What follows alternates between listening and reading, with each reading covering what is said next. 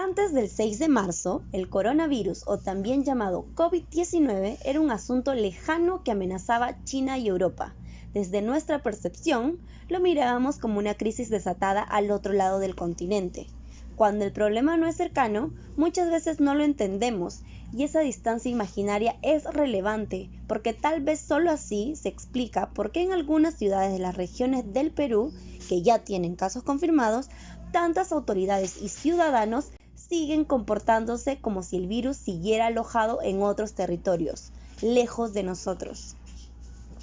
El coronavirus también expuso las enormes brechas sociales y la desigualdad en el país, sobre todo en las regiones. El 15 de marzo se decretó el estado de emergencia. Muchas personas que vivían del día a día no acataron la orden de aislamiento social obligatoria porque hacerlo suponía quedarse sin ingresos económicos para alimentar a sus familias, mientras que se sabe que el 70% de la población económicamente activa del Perú es informal, según un informe del Instituto Nacional de Estadística e Informática publicado a fines del 2017. El primer caso que se registró en el Perú fue el 6 de marzo, en Lima, y unos días después, la velocidad de la propagación alcanzó las regiones. A la falta de previsión por parte de las autoridades regionales y locales, se sumó la precariedad de la infraestructura hospitalaria. De Arequipa siguió Cusco y Piura, y ahora son 24 regiones con casos confirmados. Después de Lima, Loreto es la segunda región con más casos. El Ministerio de Salud informó que en total hay más de 32.000 fallecidos confirmados por el COVID-19, registrando más de 78.000 muertes por encima de las cifras de fallecimiento de los años anteriores, lo que incluye tanto las muertes confirmadas como las sospechas del coronavirus. Nuevos contagios se situaron en más de 3.000 personas, lo que aumentó el acumulado de casos del SARS-CoV-2 hasta alcanzar más de 800.000, desde que el 6 de marzo se detectara el primer paciente. 5.200 pacientes recibieron el alta epidemiológica tras vencer al patógeno, por lo que Perú superó este sábado la barrera de los 700.000 recuperados del COVID-19.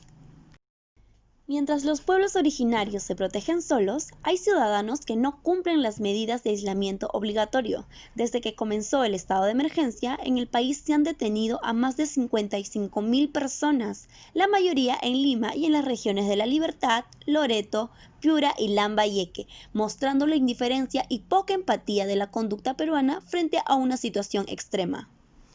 Por otra parte, la pandemia también desnudó el débil y precario sistema de salud pública en el país, sobre todo en las provincias con infraestructuras obsoletas, falta de equipamiento médico y sin crematorios.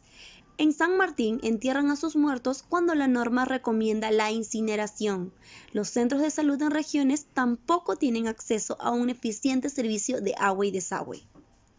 Otros problemas son la falta de pruebas para detectar el virus y la ausencia de laboratorios en varias regiones. Apenas 9 regiones cuentan con estos centros de análisis para casos de COVID-19. Piura, Tumbes, Lambayeque, La Libertad, San Martín, Cajamarca, Cusco, Loreto y el recientemente inaugurado en Arequipa. El resto envía sus muestras al Instituto Nacional de Salud de Lima o las regiones más cercanas que sí cuentan con estos laboratorios. Una de las principales dificultades en estos espacios son los pocos insumos con los que cuentan. De esta manera, analizamos algunos aspectos de la vida social que muchas veces pasan inadvertidos. Sin embargo, el coronavirus las está haciendo dolorosamente patentes, como la centralidad social del trabajo invisible de cuidados y cómo éste se encuentra desigualmente distribuido por género, edad, etnicidad y otras categorías sociales. Se menciona la informalidad en las calles, la limitada logística para abastecerse, las aglomeraciones en mercados y bancos, el deficiente habitacional metropolitano, las irregularidades de mantener la distancia social y el hacinamiento equívoco en casa. Se observan las nuevas formas de colaboración científica por la lucha contra el coronavirus y cómo la sociedad se ve en la necesidad de asumir el rol de cuidadores cotidianos dentro de su entorno. cabe decir que no siempre es lo mismo en cada hogar. También depende de las actitudes forjadas en el entorno cultural, las capacidades de valoración de situaciones nuevas y correcta adaptación en circunstancias extremas. En octubre, Perú ha iniciado la cuarta y última fase de su plan de reactivación económica tras uno de los confinamientos más estrictos del mundo que ha desplomado su boyante economía, de la que se espera una recesión de hasta el 12% en este año 2020, sin que eso lograse frenar el avance del virus. La fase de la desescalada, que todavía no contempla la reapertura de los cines, los teatros ni el ocio nocturno, incluye un mayor aforo en los restaurantes y desde el lunes 5 de octubre la reanudación de los vuelos comerciales de carácter regular con 7 países de Latinoamérica. Bien, hay una disminución de los índices de contagios, hospitalización y fallecidos en el país, la pandemia no ha terminado y debe continuar en los cuidados a fin de evitar rebrotes o una posible segunda ola. Se busca sensibilizar a la sociedad demostrando que los valores inculcados, buenas obras y la capacidad de hacerle frente a una situación extrema debería ser el trabajo de todos.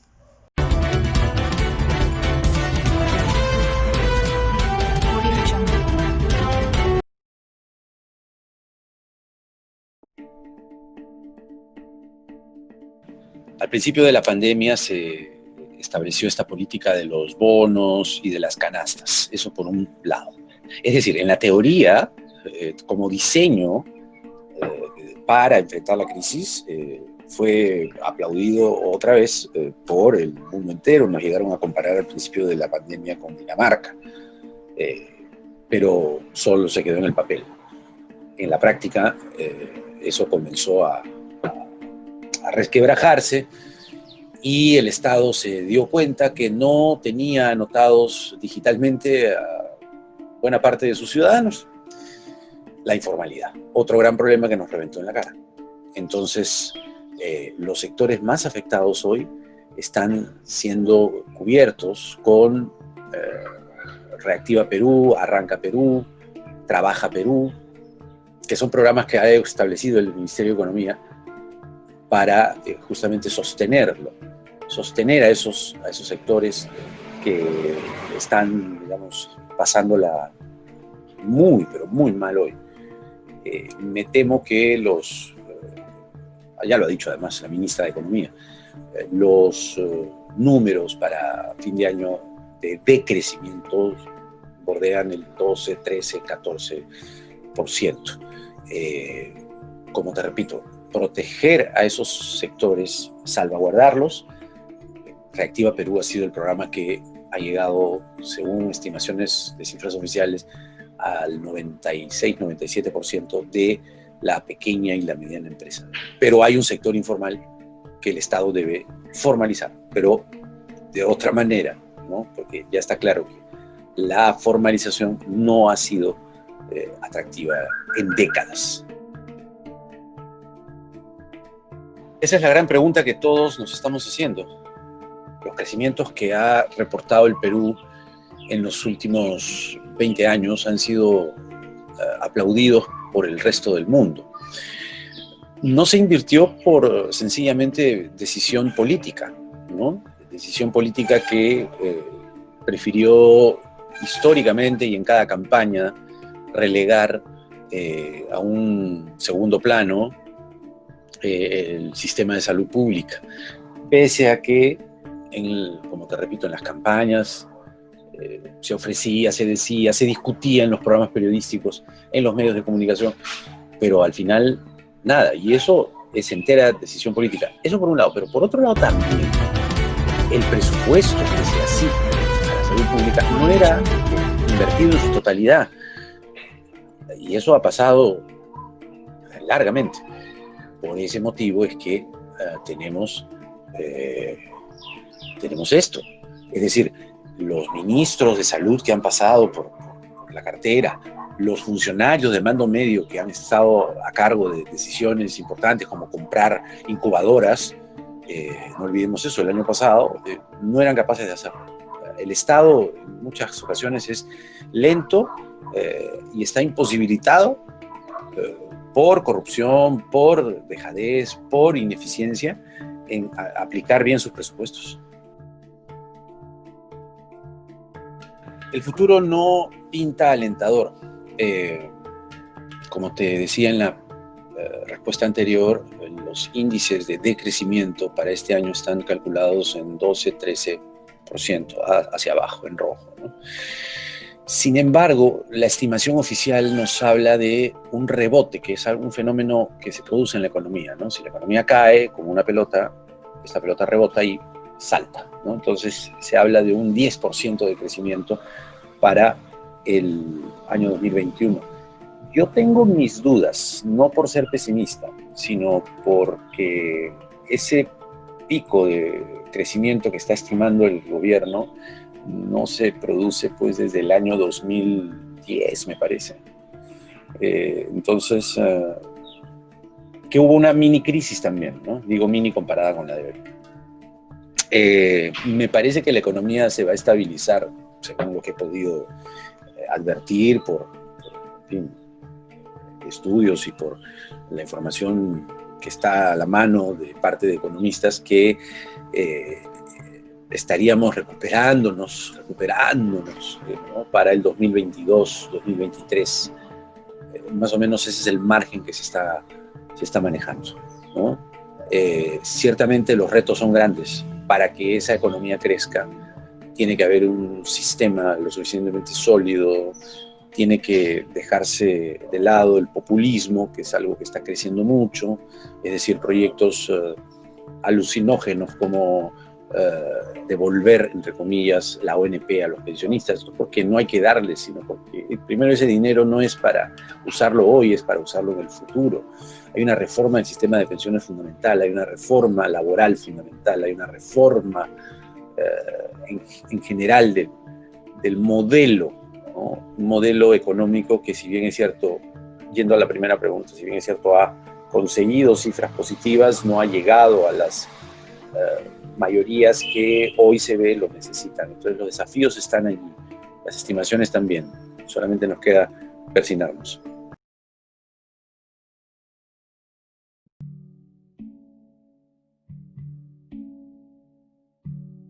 Contestando a la pregunta de por qué un país con un gran crecimiento económico no invierte más en el sistema de salud, en el sistema sanitario, uno que a mi criterio es la gran irresponsabilidad de quienes nos han gobernado los últimos 50 años, pero también, salvo algunas que otras excepciones, pero no han llegado a hacer el trabajo completo.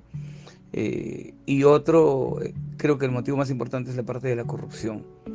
Hace unos días todo el Perú estuvo viendo y estuvo pendiente de la posible vacancia del actual presidente Vizcarra, que claramente ha mentido. Nos mintió en la cantidad de muertos, nos mintió en la cantidad de atenciones, de capacidad de atención. Entonces, esto es un mal, la corrupción es un mal que nos viene quejando muchos años, ¿no?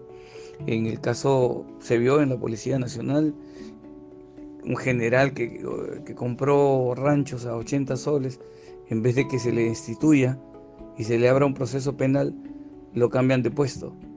Simplemente se va a otra dirección. ¿De qué estamos hablando entonces?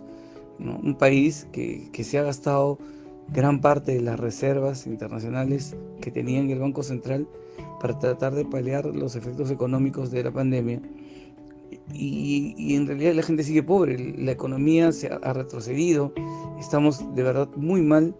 Entonces yo pienso personalmente, y creo que van a coincidir muchos especialistas conmigo, a pesar de la riqueza que tenemos del gas, de los recursos mineros, de nuestros variados microclimas para poder ser una industria en la agroexportación, lamentablemente la corrupción avanza y es un cáncer que corroe todo. Y en segundo lugar, la irresponsabilidad. Y bueno, comenzando, Fujimori nunca pensó que iba a ser presidente, Alejandro Toledo se dedicó a robar, el primer gobierno de Alan García fue un desastre, el segundo trató de hacer bien las cosas, pero también estuvo rodeado de gente que robaba. Ollanta Humala estuvo preso junto con su esposa Nadine porque recibieron dinero de Odebrecht. Pedro Pablo Kuczynski también estuvo metido en cosas de negociados con esta empresa brasilera. Vizcarra ya hemos visto que no es ningún santo. O sea, si hablamos de los últimos 30 años estamos mal, pues, ¿no? Lamentablemente eso es uno de los motivos. Yo pienso que es la corrupción y la mala gestión de nuestros gobernantes.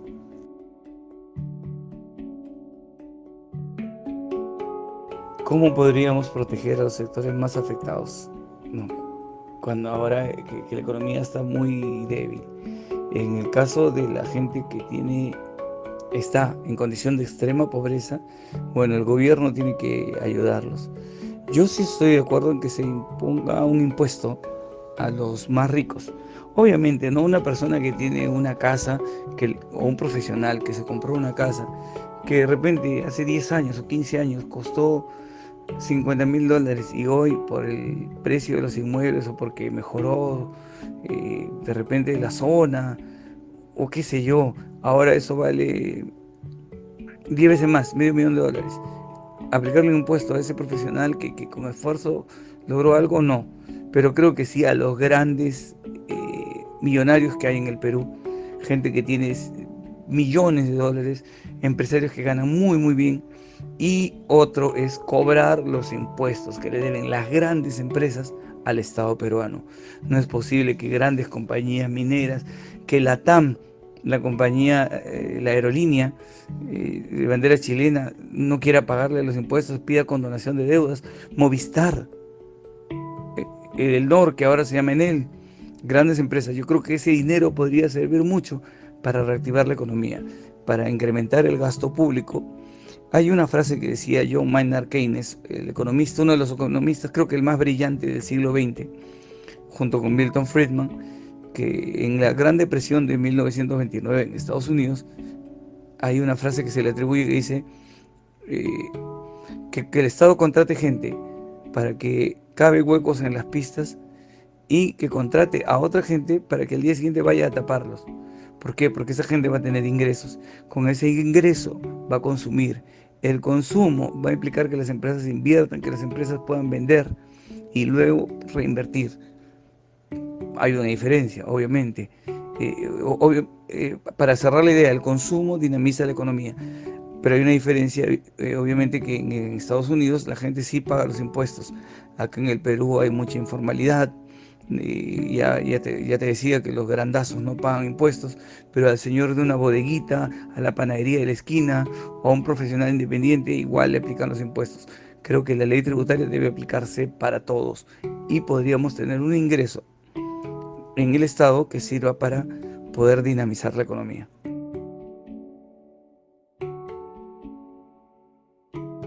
El futuro de la economía peruana no se ve muy prometedor.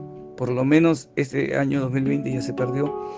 El 2021 va a ser un año en que vamos a tener que luchar duro para poder salir adelante. Muchos profesionales nos hemos visto en situaciones bastante difíciles, me incluyo yo. En el sector turismo, la caída ha sido brutal. En el sector de comunicaciones, sobre todo en la parte de eventos, ¿no? Los artistas se han quedado completamente desamparados. Y no hablo de los artistas yo no me refiero, a algunos que salen en televisión, a estos guerreritos que hacen su juego de educación física. Me refiero a artistas de verdad, ¿no? Músicos que hacen el género criollo, salsa, que están tocando en los eventos. Esa parte de la economía de la diversión mueve mucho dinero y esa gente se queda de un momento a otro sin trabajo.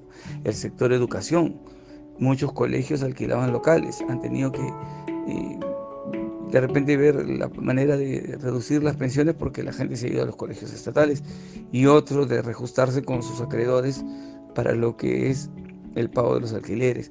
Entonces ha habido una retracción de la economía que esperemos quizás en el 2022, si es que el gobierno o quien nos gobierna toma las medidas apropiadas, podríamos estar hablando de un pequeño crecimiento. Que nos digan ahora en la televisión las autoridades que está creciendo la economía, no. Está saliendo del negativo poco a poco, pero no estamos creciendo, no, estamos recuperándonos de la caída, pero no estamos creciendo, estamos recuperando la caída y la gente a veces confunde esos términos. Esperemos que para el 2022 empecemos nuevamente con una curva que nos permita tener el nivel de reservas que teníamos antes de la pandemia. Muchas gracias para ustedes y muchas bendiciones. Y a salir juntos, que el Perú es más grande que sus problemas.